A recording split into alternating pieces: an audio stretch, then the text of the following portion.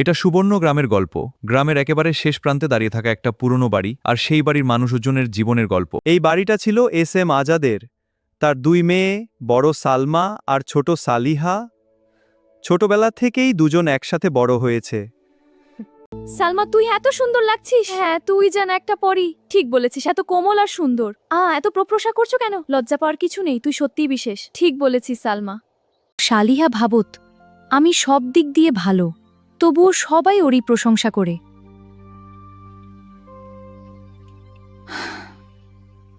শোনা মা, এই বিয়েটা আমাদের পরিবারের জন্য খুব জরুরি। আমি জানি এটা তোমার জন্য কঠিন, কিন্তু সালমার জন্য এলো রাঘব, এক সৎ কিন্তু গরিব কৃষক। আর সালিহার জন্য এলো নিখিল, এক ধনী ব্যবসায়ী। সালিহা হাসুল আর ভাবল, এটাই তো ভাগ্য, কে কি পাওয়ার যোগ্য। এরপর খুব দ্রুত দুই বোনের বিয়ে হয়ে গেল, কিন্তু তাদের জীবনের পথ একদম আলাদা হয়ে গেল।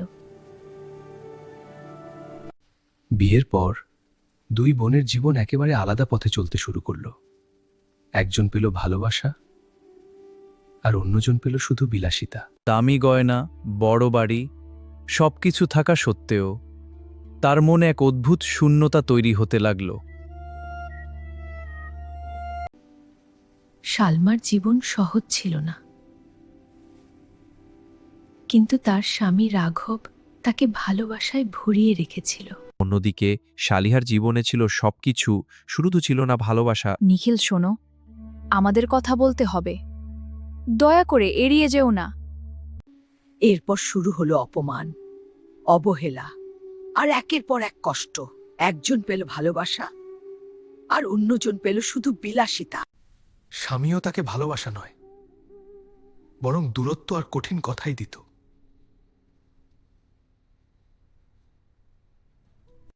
স্বামীও তাকে ভালোবাসা নয়, বরং দূরত্ব আর কঠিন কথাই দিত।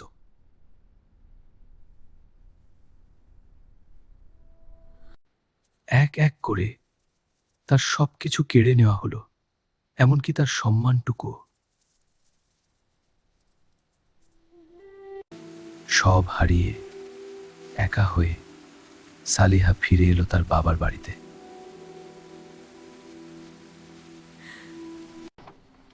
একজন বাবা কখনো সন্তানের ব্যর্থতায় তাকে দূরে ঠেলে দেয় না।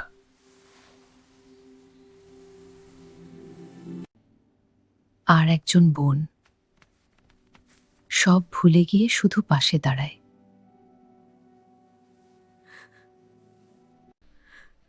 অহংকার ভেঙে গেলে মানুষ সত্যিটা বুঝতে শেখে।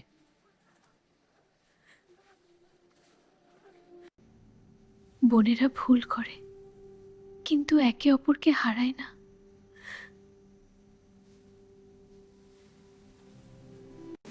শেষ পর্যন্ত সে একা হয়ে গেল, সম্পূর্ণ একা।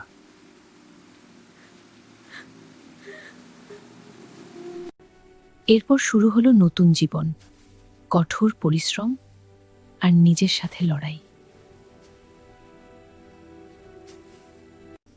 কষ্ট ছিল, ব্যথা ছিল, কিন্তু এবার সে থামেনি।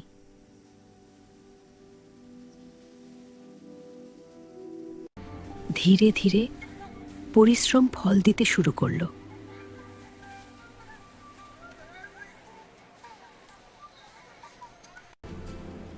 আর একদিন তাদের ছোট স্বপ্নটাই বড় হয়ে গেল। যে মেয়েটা একদিন সব হারিয়েছিল, আজ সে নিজের পরিচয় নিজেই তৈরি করেছে। যখন মানুষ সব হারায়, তখনই সে নিজের ভুলগুলো বুঝতে শেখে।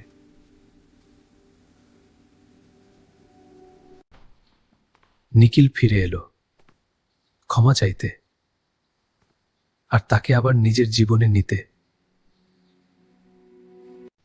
কিন্তু এবার সালিহা একা ছিল না, তার পাশে ছিল তার বোন।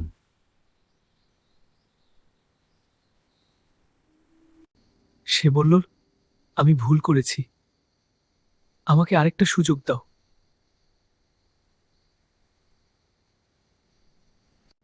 কিন্তু এবার সালিহা বদলে গেছে।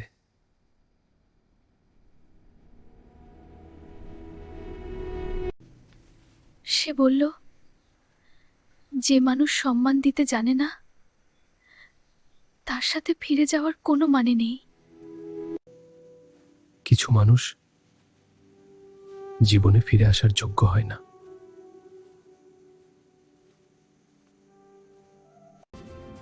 এরপর দুই বোন মিলে গড়ে তুলল নিজের স্বপ্নের পৃথিবী।